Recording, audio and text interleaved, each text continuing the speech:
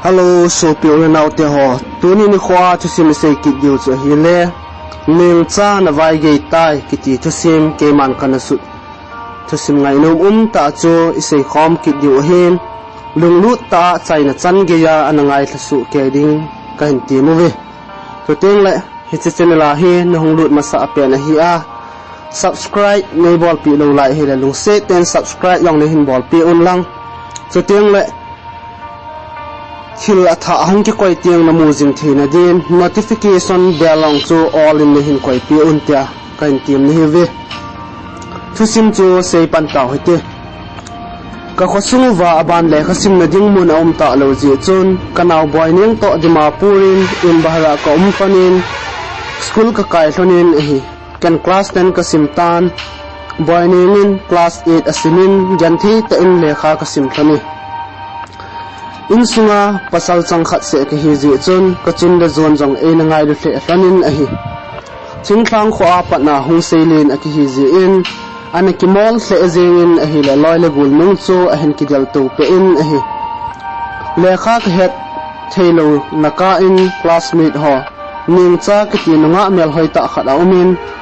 amanu chu sei thailo khop helin kana lung sit hle zengin phat tin le ni tina ning cha ka gel gel nan kanung kot zong aki hong the ji pon a hi le kha het lo ji in class sunga chun kana mul phoma chet in a hi phat le ni kho hong chalin a hi le ning cha kalung sit na zong hong pi tling tan hi ji chun ken zong kalung sit na thu het sa ding bo ko hong nom tan a hi kalung sit na thu a koma kam cheng khat be se ding kanop wangin ki son dal na le za chat nan kadim ki in a hi le ka se do ngam di ji pui aji chu nei la gowa zong ki banglo het na le thep na zong ki phazolo a hi ji chun kalung sit hle wangin ka sei do ngam ji pui kalung gyal gen thin ho hi chun de zo ko ma sei thi hi le phading a hin chun de zo ko ma sei thi la hi ki pon a hi le ka gen thi ma jing tai amonga nuwa hel kha jong ka hi lo ji chun e ki lung sit na thu sei ding ham ti jong ka he thiam pon hi ji chun iti help ding ham tia ka ngai tu ji ting sei ding ka vai mo hil ji tai ka ki gyal jing wangin upai him ka nei de pon a hele kalung sit na thu jong sei do ngam lovin gu thimin pul do nan hin kho ka hing mang pan tai kalung sit na thu sei do ngam lovin ning cha ngai nan hin kho ka mangin gu thimin ning cha chu kana ve jing jin a hi ni khat hi ke ho class do si cho picnic a chi ding a hin tivin ka tha nop hle wang chun sum ka nei lo lai ta hi ji in ka gyal boi hle zin chi lo ding in ka tan a hi ni tha lang thimin ka loi pan fan a hin bolin ka za bai nang wang na bol thi ji e na e hin tin thudang long a sei be pon a hi la kaldung adong hle zin in chu phat in kan jong ka don bodin e pe ka bol thina jong uma hitia chu thuna sei ham ten ka don but tai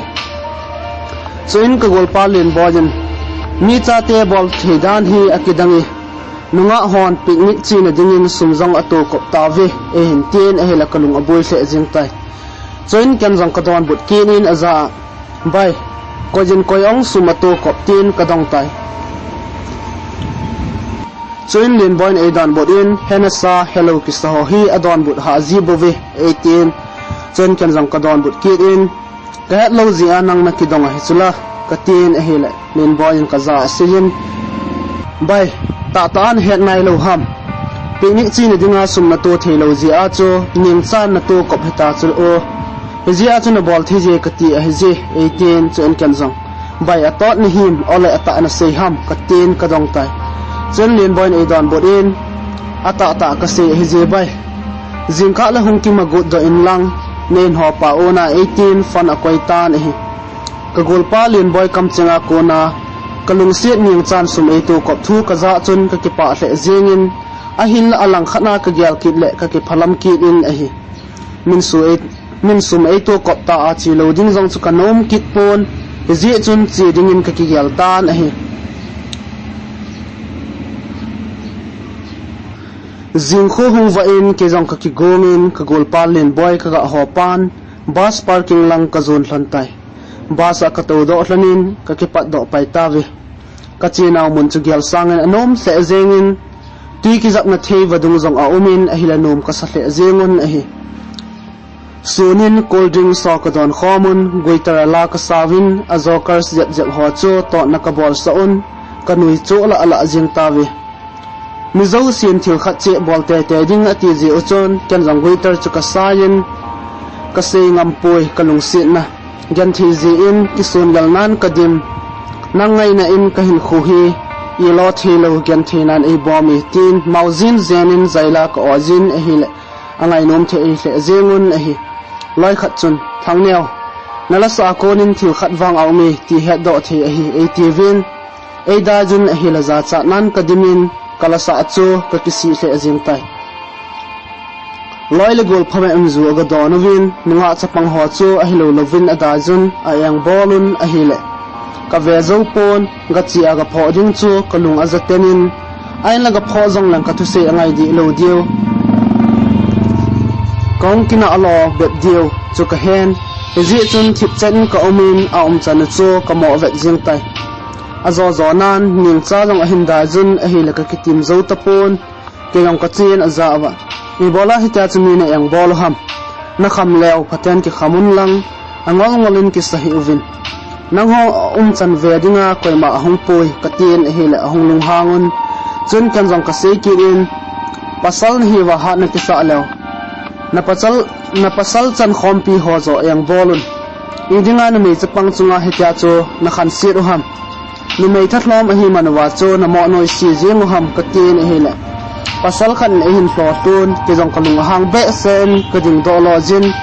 alol ka me apai zenin a hele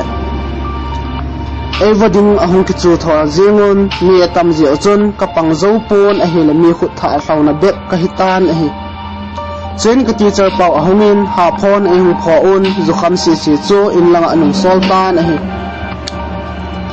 ning cha ka ko ma homin kamaya thi san ho chu a hanker chief a eng thi hulpe in ka za a in sejen uthang neu kg a he chan na tu jing hi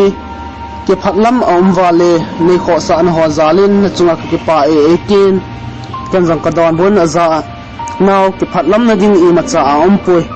aum chan athil bola chu ka ve zo hi a ka hung pho e ka ti le ka hung kina kha u a he bovi nang ko ma ki pa thu se ding ka ti le ba phat an the hi in tin kan sei man lo hi ta chu gin chat pha lo hi la nang in sumni na to kop jing hi ke din ki phat lam a umi na thil bol na chunga ka ki pa na sangin ale thu na ding wang i ma cha ka nei zo pui zong la ka ki pa e ti be ka kam chenga phun do lo ding kanum pui tin akoma ka seitan a hi hitya ka ki ho thon pe chun an ne ding a hin ti tawin a hi le ka ki ho so thei thon tapon an ne ding in ka chi thon tai ke wang ka ne e hiat ko pi ji o chon lungdei bangin bu jong ka ne thei tapon hi zong le ka lu siat ning cha to ko hong ki ho thei ta ji chun ka ki pa se zengi an kani chai phanun ke ho jong bas a chun kong kle tol kit tawe hi cheni khwa ki pa chun kalung si ning cha to ko hong ki ho thei tan loi le golin kong ki wap jing thon tan a hi loi le pa ja kong ki wap thon phan in kalung si ni thu sei ding ka ti le in zole loi le gol hina atan khazing jam ka ti ki in a hi le ka se do ngam di ji pon gu thinin pil do nan hin khos ka mangjing na la ji akoma kona ka gamlat jiting asomai mel kamu nom zin chule kalung sit na thu sei ding bo kanomin ahin la akoma ko kit jiting za cha na le ki sun lal nan ka dim kit zin ahile kalung sit na sei do thelovin thu chom chomin ka ki ho pi ji tai exam jong hunai ta ji in hitya nu ma lai tul le na ding phat a thei tapon ahile ka thangai se jing ji zong le khasim dinga chu athupi pen a hi ta ji in ngai khe zong lang ngai lo bangin ka umin le kha ka hin simpan kit tai exam jong ka hin bol tawin subject ho jong aban banin ka hin zo so un result out ding bo chu ka mo nga jing tawi exam ka zo phatun ka na boy nyang to ka thon khomin in lang zonin ka chi thon tai boy nyang chu in nga dinga khada tha jiwin ka chun le zo to ke chu lo na tongin vai lo ka kun khom jiwin a hi le ka chol te jing ji ipi kabol wangin kalungan ning cha bo alangin ama jing bo phatinin ka gyal jingin a hila lunghel nan hin khu kamang jing jing tai ka ki gyal jin school ka hong kai ki tingu lawang ning cha ka zol te te ding a hetai ka tin kum la ta ki ding kal nga lalin phat lan kho cho ka sim sim jing jin a hi phat chom khat zovin result jong ahung out tan ka ki gin cha na sanga sangzon first division in ka hong pass in ning cha jong first division in ahung in a hi khosunga first division a pass masapen ka hi ji chun ki pa pinan ka chun le zon ei lok pi thanin an kong jong asim thlani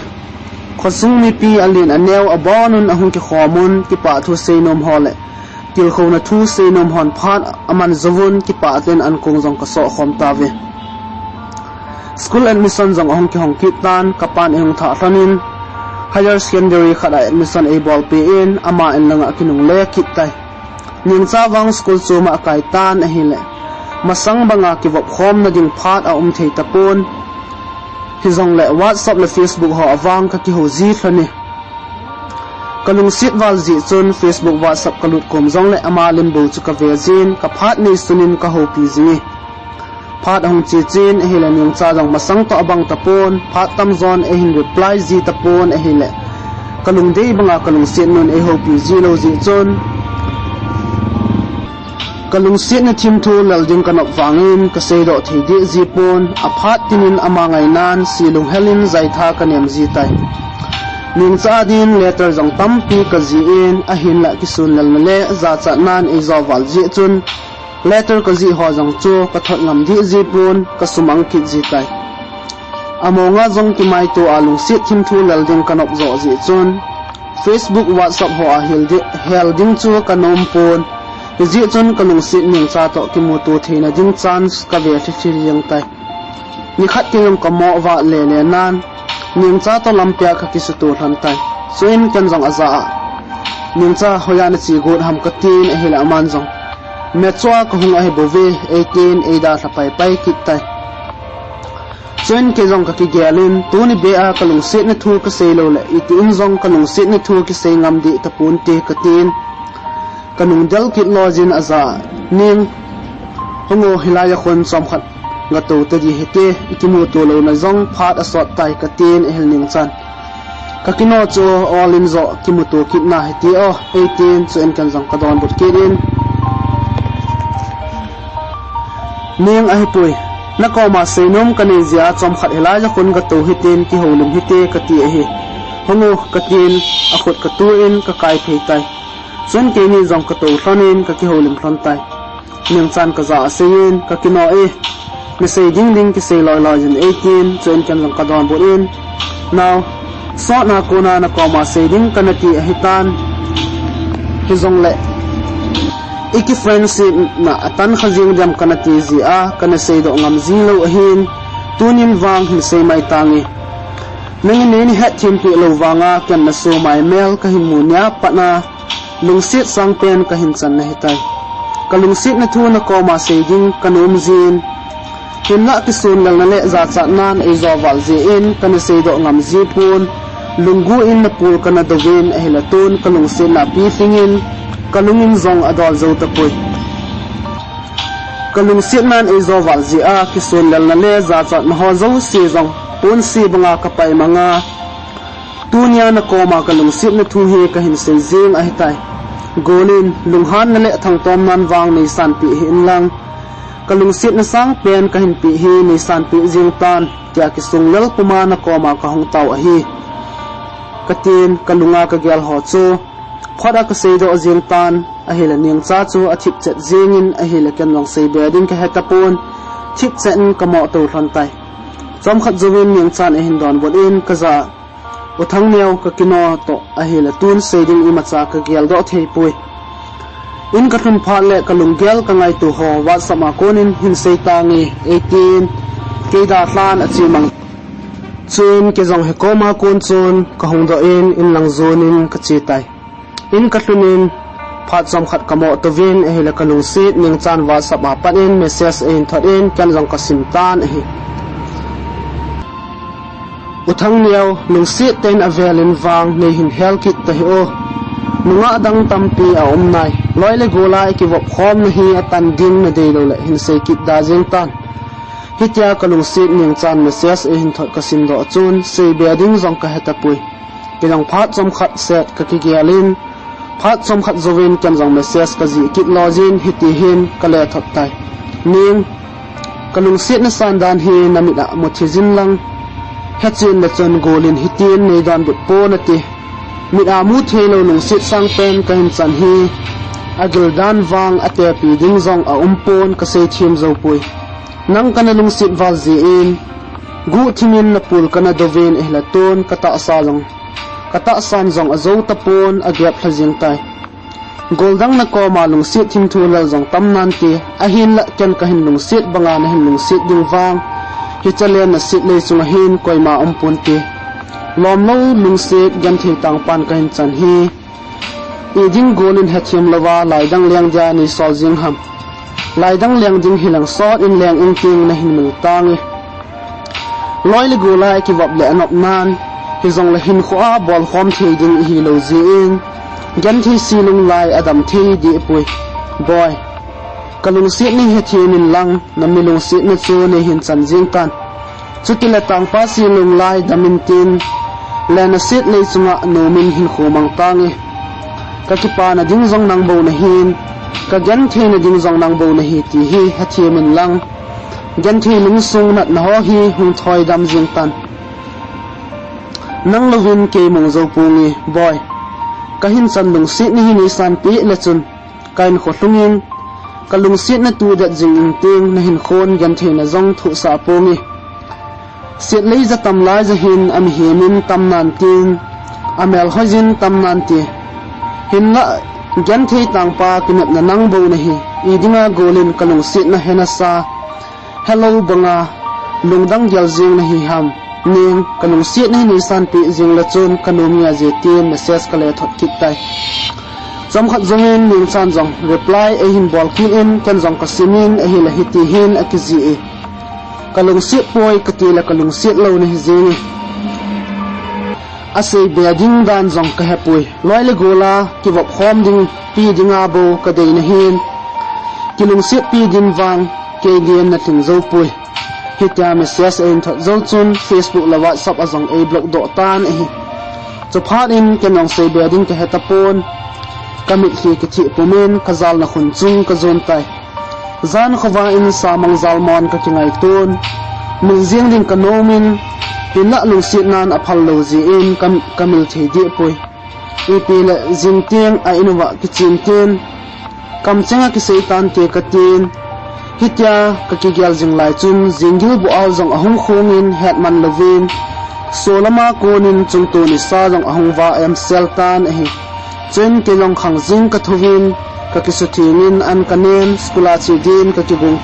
school ki khianin kalung sit niang chate ana ka chin a hile anole apa jong ana umranin ke jong kamo to tan hi chom khat ka to zoven ning chapan ning chakoma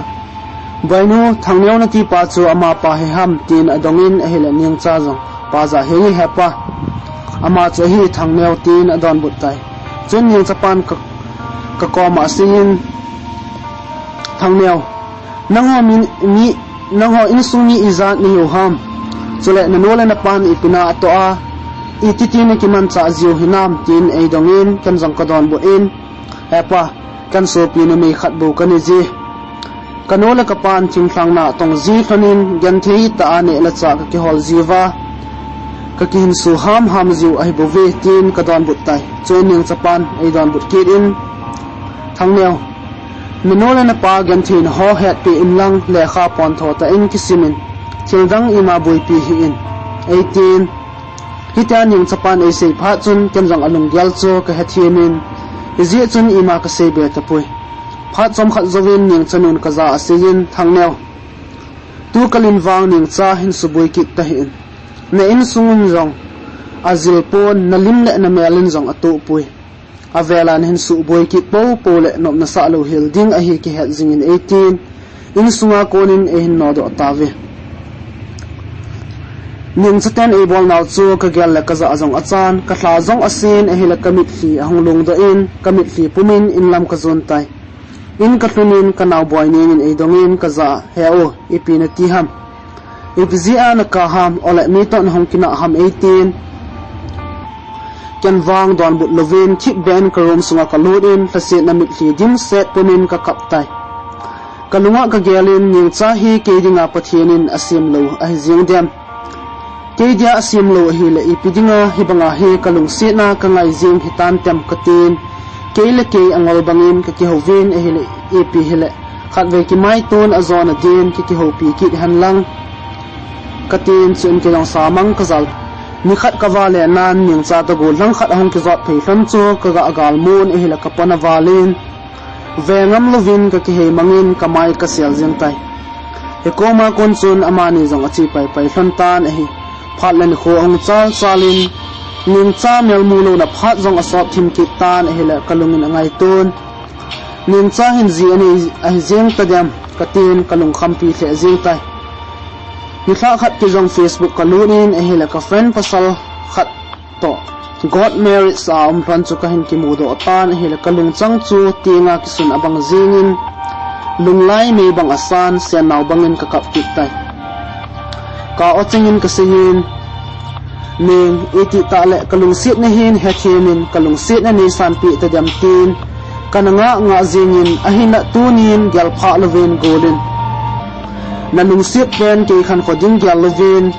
angdang zonin mulpang na leptai golo nang thawangai na a khalai sakhi si tuingai dang cha ka ba hi hethiam na chun ka silung lai dam nanti keidinga hungping lo chun hi le namel zong anamu da mai leng hitin kapongi ke khan khoding gyalo ni him ning cha kalung gan the na cheng zong nangai lung gan the na lung hel lung len zong nangai lung hel lung len lun tinong cheng hi nangai lun si a hi chulo ka ngai na hi asangin alini gol lo bang chula pa abang mu jing the a hi poi lung sit sang pen hi thasit pul no na ding zo a golin ne gon pi jing wang ken wang ka sangam poi ning nang wang na silung amol nge jina gan the na buting sela hin khomang dia golin nelai tan jing hi ken wang ka sangam poi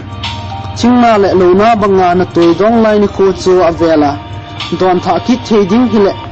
ebang lomin thase in tim kapongi ni kho khat na wang kalung sit ni hin he thim na na ti a hin la chuni ting chule phat ani ge sangin tin phat chi so ko kit nom zong la chun ni la hlan tu ta pun ti ngazo na lung tup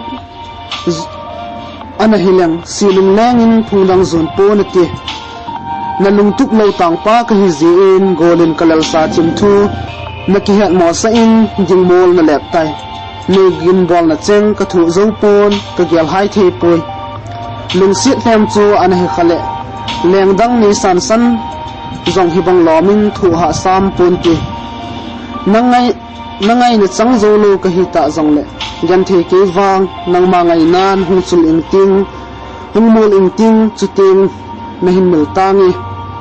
sanga lem chan na zan chol dam na jing zong gan the ke din wang nop na ta pui he zong la gan the ken i ba kalo ding ham chung pathin phat sa lo hi tin ki thlem in ting ki thamun mai tangi golin sun lim banga na lungde kombela na hi ta le ninglam ngai lovin malam no jing jing tan nang ji aga ka na hole gan the ka thu na ho zo si zong golin hamjang phatman hin nei mai tan boy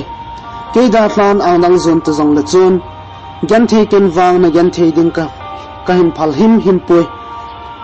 ki panan hin kho hin zui jing han lang na kyang nei na a mun pi mi no hin hi jing jing tan ti hi ka vai thla na le ka taw na hi tin ka kaptan hi kalung sit ning cha hung kining le kit lo dia e da thla phat in ki pa na le thanop na zong ka nei ta pon le kha jing zong ka sim nom ta pui pasal lung mew ka hi ji chun nu mei khat ji in ka hin kho achawai tan kam na the ki tim him bol khalo pa chun zula sa ka hin ngol ti tan e ka chun le zon ki man cha na ninga sun ap than zo se jong kham na the cho nan ka mangin sum ka nei lo teng an chang ho po chu ka zo in phat zo sin kham na the ja ka ki hlam lung mong tan e Hetman Lovin example na ding phat zong ahong hlung pai tan he le kha zong ka sim kha lo ji chun ji ding I ma cha ka nei pon exam hall a chun ka pen mu ka pet jing tan a hi teacher son kelam avet lo ting mit tol lewin kaloi ho achu ka ve jin ai wangin pass na kham ka ji do zo di pui pha chom khat zumin exam result zong hong kita do in kemin zauna ding mun wang ana ong tapon a hile in langa nung chi ding zong ka tha asin chule kanola ka pa ki mai tu pi ding zong ka kichan a hile kalung a kham hle jing tai in langa nung chi ding kanop lo ji chon nam se pa ya lu dingin ka ki gyal tan a hi kanau boy ning in ei dong in kaza heo iti le in langa chi ding na ti ham 18 kan zong ka don bon in boy zinglen nang anu chi jingu ken bolding kanina lai jin hung thei pungi ka bolding ho ka bol chau phat le bo ola kong thei bet ding a hi ka tin ka zo zo ka sei pi tan a hi chun boy ning in ei don but kin in heo ichi la thakhat a chi na hete ka changin ka chinom pui 18 ten kan jang za ka sei kerin boy ai pui nang jingle anu chi jingin he no la he pan ke hi e pidinga hung lo ham ati fran le bolding ani na lai zia hung thelo a hi a bolding ho a bol zo phat le hung nan te tin an sei pi in katin a he la ka chu sei anil num lo zi chun boy ning zong aki gomin jing kho wa in ka chen naw wang kho zun tan a hi kanau apot do pharin ki jong ka ki pat do pajin nam sa pai ho kyam lang chu ka zun tai lampia chun ka ki gyalin kanola ka pan chapa pasal khara bo e nei thana ke hi kya ko omjing ding hi wang phatnan ka hin khu azui ding hinam khatin kelet ke thi mo ka kisanin ain la in langa nung chi ding kanung zo lo ji chon kinung he lo vin nam sa pai ho ke ma chun ka wa lu tai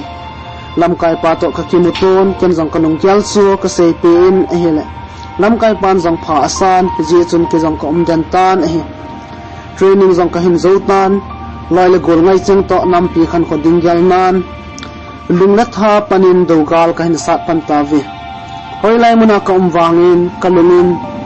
kalung siet ning cha amil the di pon hele gen the na chu chu na gen the na che ka kilam do ki in a hi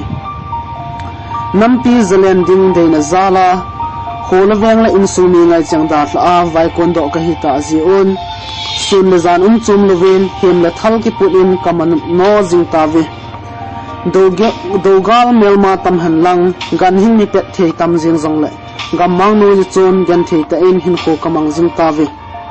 ni khat kaloi ten melma langa pang CID reporter mi thum ahin manun koimi koisa ham tia ka vet le khateni zo kamel het kha mi a hi fan pon khat pa chu koi madang a hi pon kalung sit ning chapa an hin a hi ning chapa hi khet pha in ka ngai lon kalung sit fe zeni aje chu dan dung zu ya na ki to la thina chan gi za go na ki peding a hi ta ve ji chon ken jong a hu do theina dingin lung ka gyal tan a hi kalam kai pawen e ko khomun ka za wa ti hin a hin sei tai tuni khwa inimat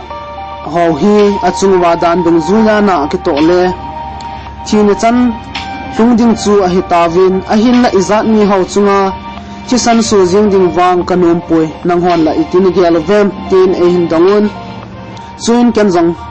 ke jong ka ding do en sar ke malum gel a hi la wang tu chum hingai damu hitin avela hin bol kit lo na devin kitep na zong bol so utin avela hin bol kit lew wang i ba ilo diu ham dan ding zuya achung wa na to diu himai tan ti izat mi ho chunga thisan isu jing diu wang mi gel dingin zong a hoi pon kan zong di ka sa thei poi ka tin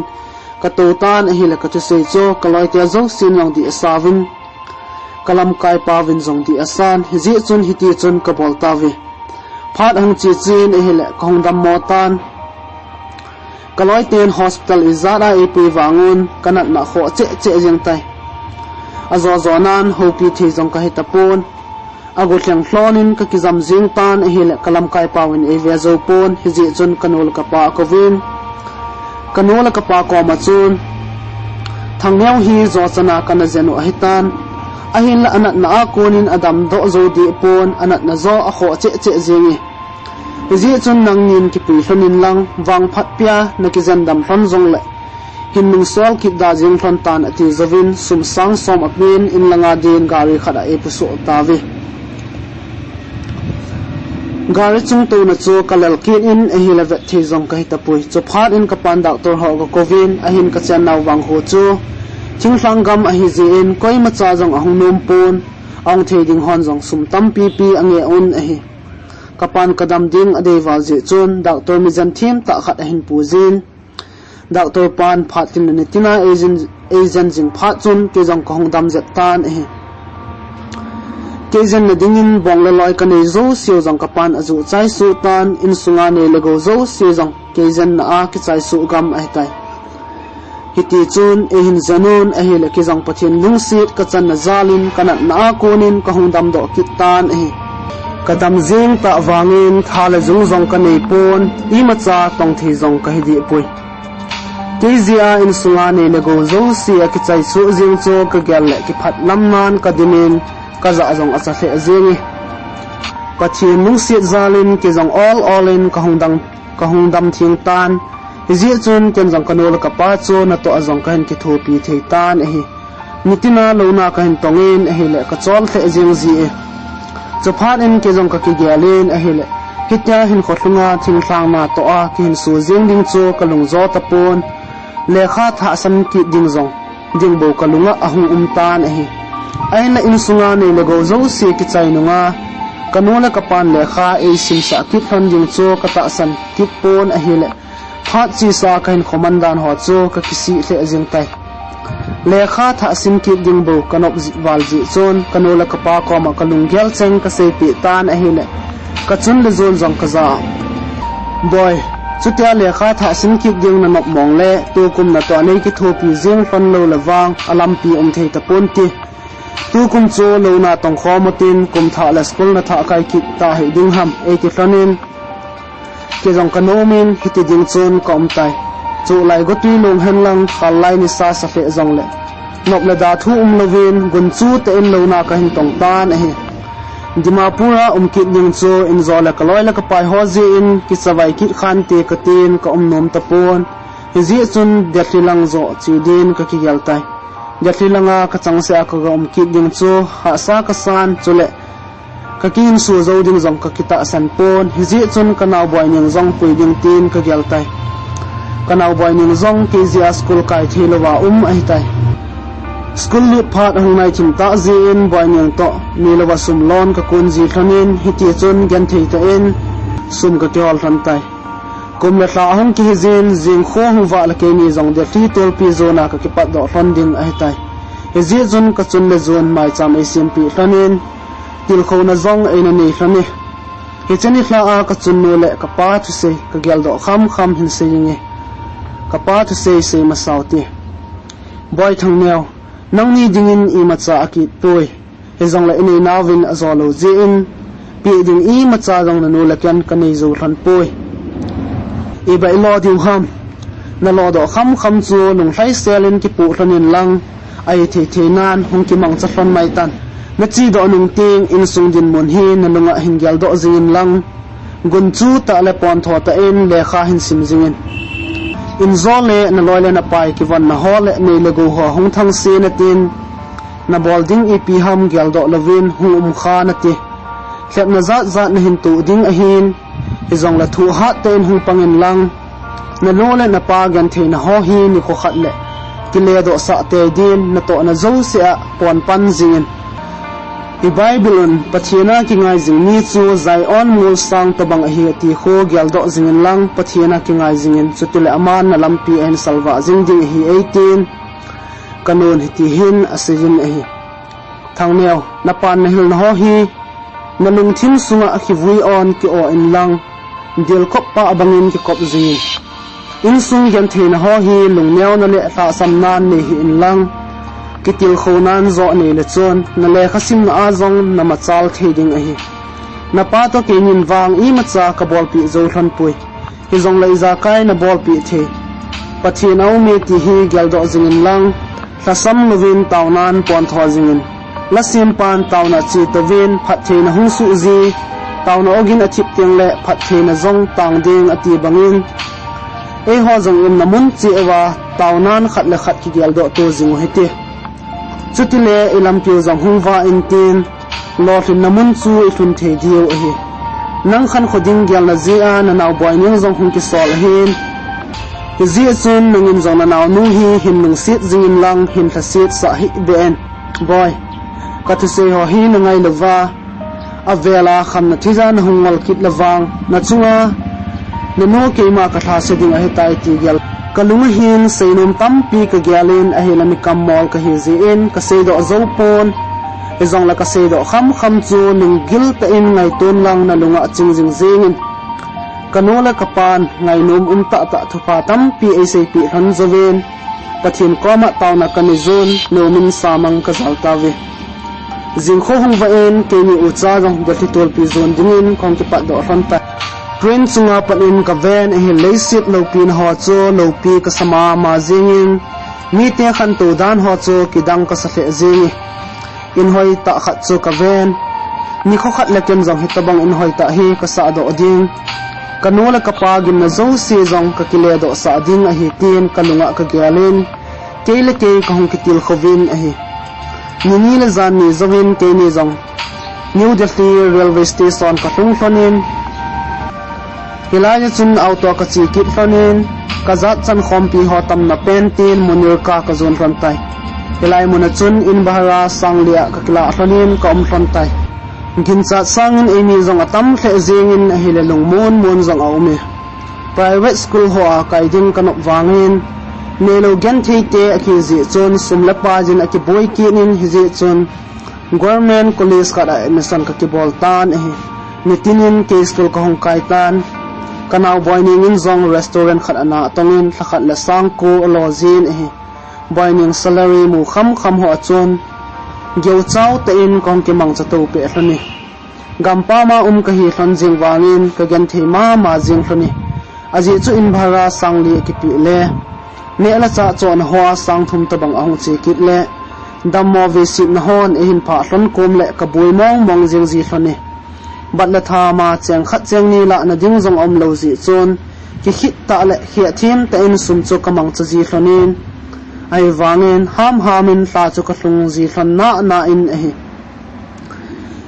mi hausat na gamle mi ne zo na muna gyan thei ta hin khoman zong hi koi ding in zong anom pon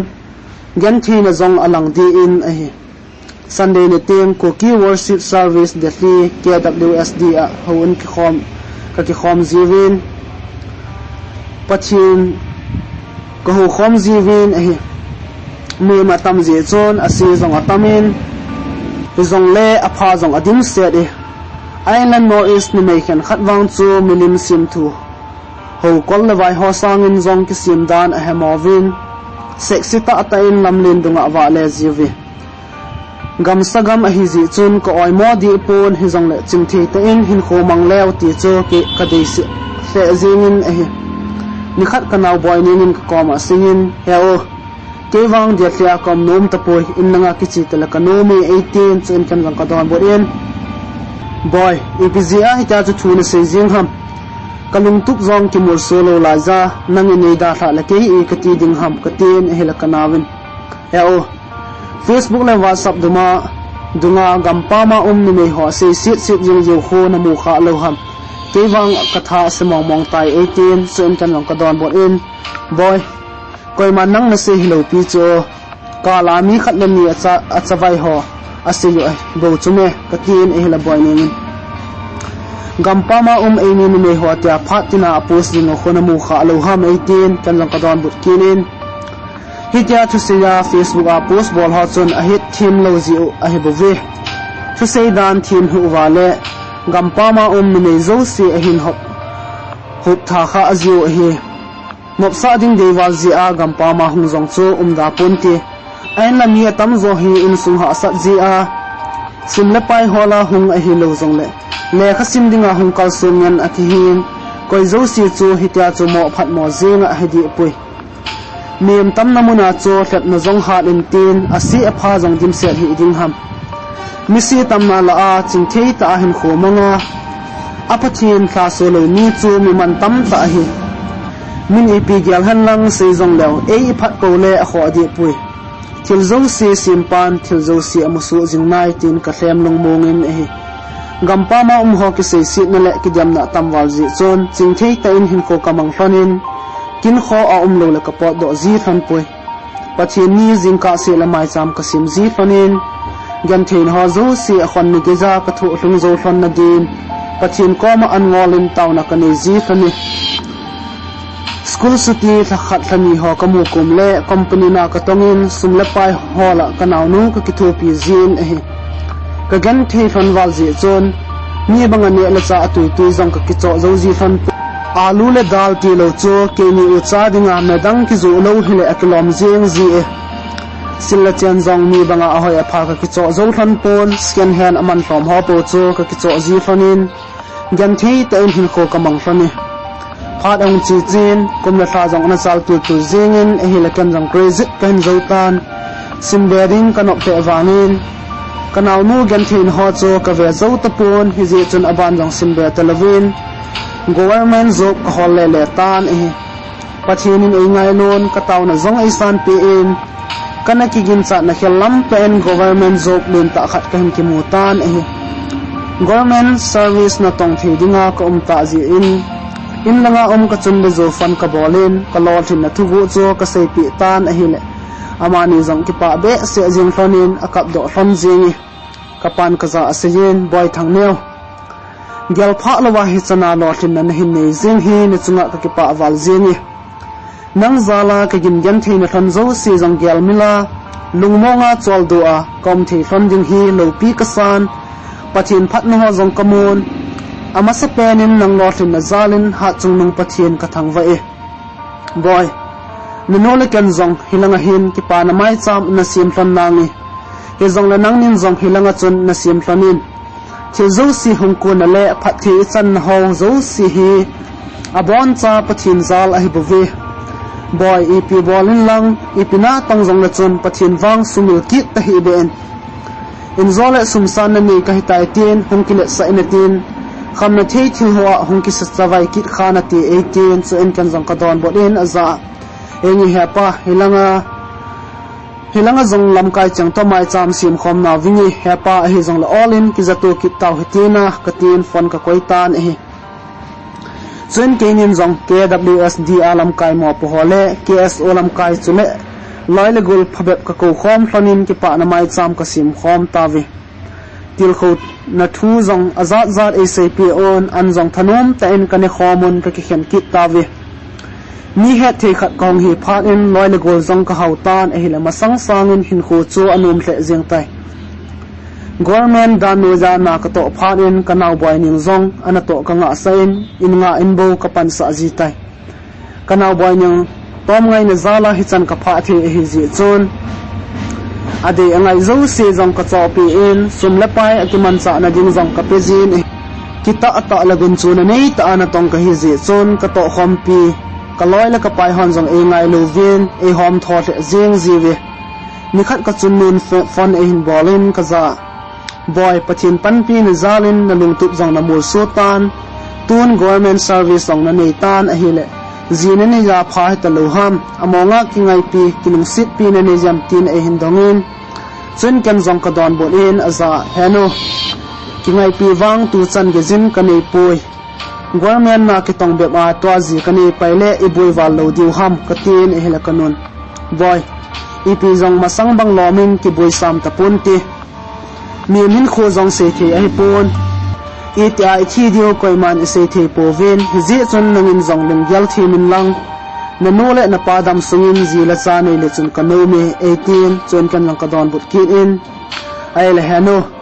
tun zini jing hitalem na modinga no me itabang na dijam ten kadong tai chen kanon kaza sei kit in boy nangin itina gyalding hamwang ka hepon kan ka modinga ka de cha hile anung sang ki sun pi no me hiloding atun na insung ngai lo a ate pile ate pu lung se the no me ka de je china le thep nan zong ka thang pon hoina le min than nan zong ka thang pon numi pha pathina ki ngai jingni ka deje na gyal thele e ho khwa thing boy to hin ki chang thele chun kanomi 18 chun kan lang kanu ko ma chun ka sei ki in yano na lunggyal chu hojin apha e a hi le thing boy chun dongma ane lo hinam tin ka dong tai chun kanon ka za sei ki in henge boy thing boy in dongma ane pui kadai zia kamuwan hung panding a hi ka ti zile King boy jin ki hung pang no ma uthang nia win e de zi lo ati zi e boy kan king boy ko ma chun na sei na ngi ni me dang wang hin hel hi be en 18 kasian katuza e hin kho kha kazun la ka e jing zong ki da na ne lawa e hin sa sa jing noi tiza e na wa hin chule ka khan khoding gyal na zala gyan the na sim sen lo hin thu jing ka chun nu thu sei chu kanil num pon izi chun ama sei banga jing din ka ki gyal tan e king boy zong anum tan chule ke ni ki chen na ding zong chu in sung mi te ki phat sa ta ve izi chun ki zong in langa po do dingin ka ki gongin si dingin ko om tai kana to anamuna pha chom khat ara din suti ka kilain ke ni zong ka bol naw wang kho zun dingin kom ki pat do hlan tai ni sa langin ke ni zong in ka thung thon ta no la pa pi la pu gol la pa ngai chang to mai thai selin ka kilam tu ta ve king boy to ka ki gop thon na ding ni kho zong ahong nai tan he ji chun in sung mi ki ho khom na zong aphat tinin ka nei jing jing ta ve ni sa khat min nga cha pang khat en le khathot khat e hu pin ko jin hin choi sa ham tin ka dong in ahile amanun ka za ni mai khan nang chu anapin atia koi ham zong amin ka het lo chu 18 amanu zong achi pai pai kit tai chen ken zong lung dong ta in le khathot chu ka hlamin ka simtan ahile hiti hin anakisuni uthang neo na ko ma seinum tam pi kaneze ahin la kalunga ka ngai tu changji ding hilang wang hichele khape aneu cha hin dol zo punti uthang neo na ko ma seinom tampi kanei ze en phat tinin ka hin hol le le zingin a hin la lunggel banga ki mai tu a ki ho khom na a theita lo ze en ke khiala hi chele kha hi nang to ki mutu dia na ko ma ka hin sol masat hi nangin zong hi che ka khut zi hi nung lut ta en ni sim sai pi te zo uthang neo lung si ta en jing le dimapur hung te te zo khat ve be ki mel mu kit hi te chating ken jong kalung gel cheng na ko ma se yeng ting nomin zalai tol leng kit tangi uthang neo boi hle jong la chun ka thu se hi hin gel kho do min lang hung te te zona lung kiniam poma kananga jing ding na hi je eziam tia ka thu se hi na gel kho lawa na hung lo lawang leisit chunga dam lai mela nei mu kit lo ding a hitai leisit na kalen na lai ding na deile na boi na ho hin sut thamin lang hung te te in tia azona pena na koma ka hung tau hi nong thun phat la hi che ka phone number a hin ne hin phano gan the ke manin cha hita ning cha khut ji ka sim do chon kalung zong a helin kalung zong a hangi phone number cho velin kul ka bolin a hin la khat vei cha jong ka kul do thei pui eko na muna chung ka chi ding jong ka gyalmon a hin la ka chi kit lo le kz a hin khu amo ki chai jing ding chu ka ngai ngam kit pon a hi le kalung a kham tle jing tai kalung kham na le kalung boin ho chu in sumi te koma seido lang ka chi ding jong ai phallo dio chule nop mo sa dio ka he ji chon ka seido anom kit pui koi ma het pi lavin ke chu ka ki gyal jingin a hi le het man lavin jing khu jong ahong wa pai tai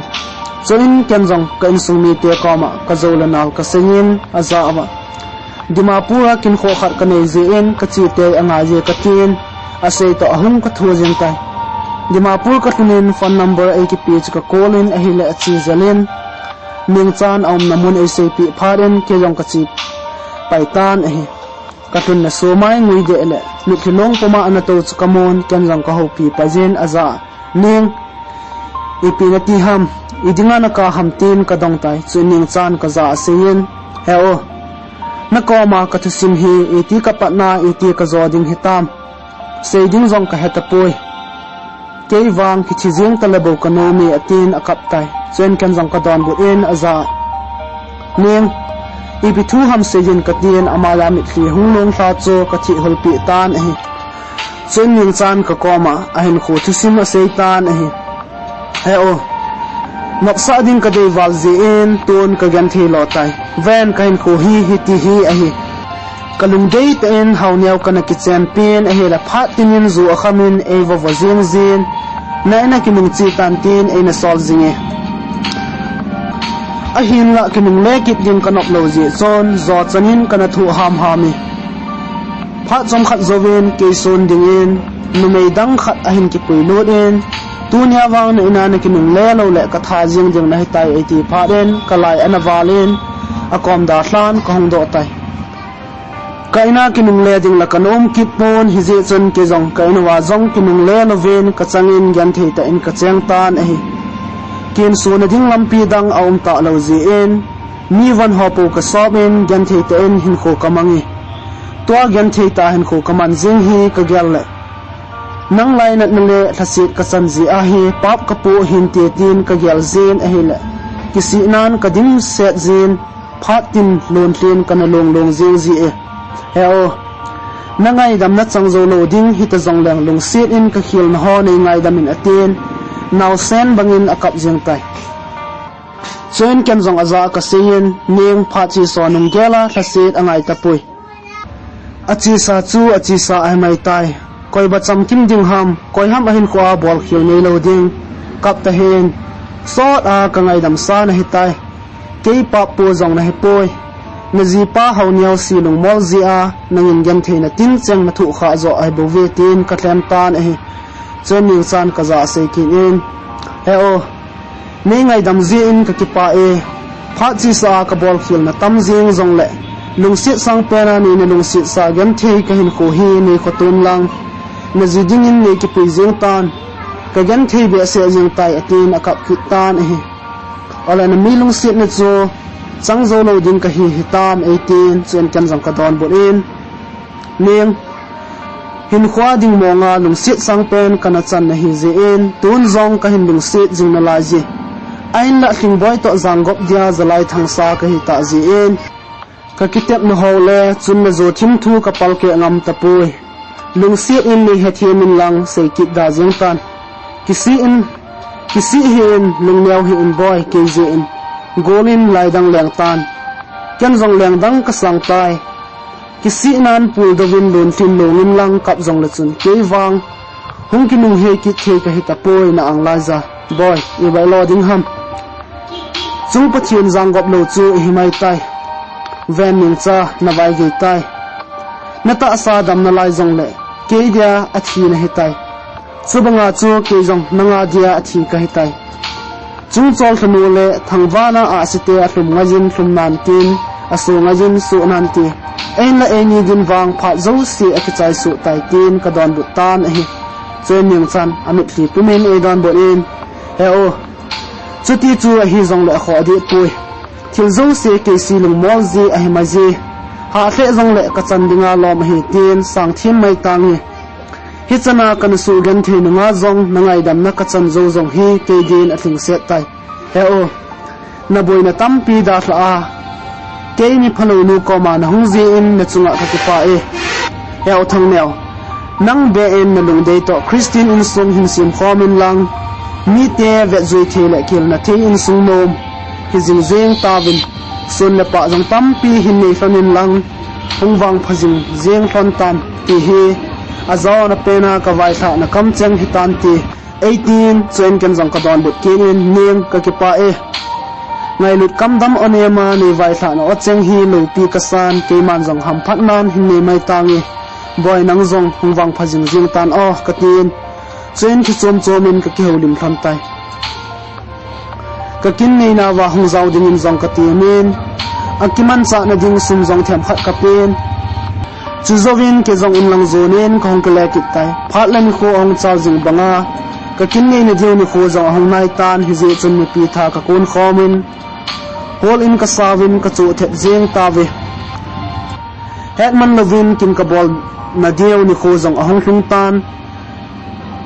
thing boy to ke ni zong pathin le mi pi ang sunga chon thina nei khian fan ka sia ki khian ki talodin kana ki te hlon zowin pathin tha sapun ena jangop frontan hi ning cha jang ahung zawin he jong la ma din mi thlon ni zo su tan thing boy to na mun chu aw cha the jengin ana thi su pi tan hi aina mi ki pa ni kho a hi ji chon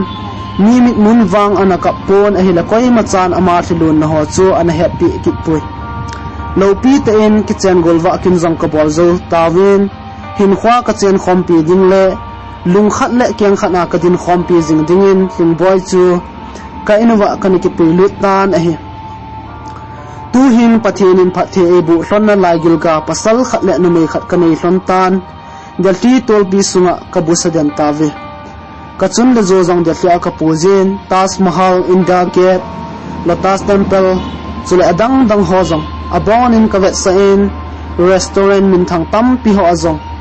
kanol ka pa chu ka chi pi zin kan sumi te jong ki pa hle zengon tu hin ki pa ta le thanom ta in ka cheng khom jingon thusim jong chu hiti chon ahong ki chai tai lunglu ta hin ngai zo si chunga ki pa thu ka hin se ye naw mun chia dam sel taw hite ka ki pa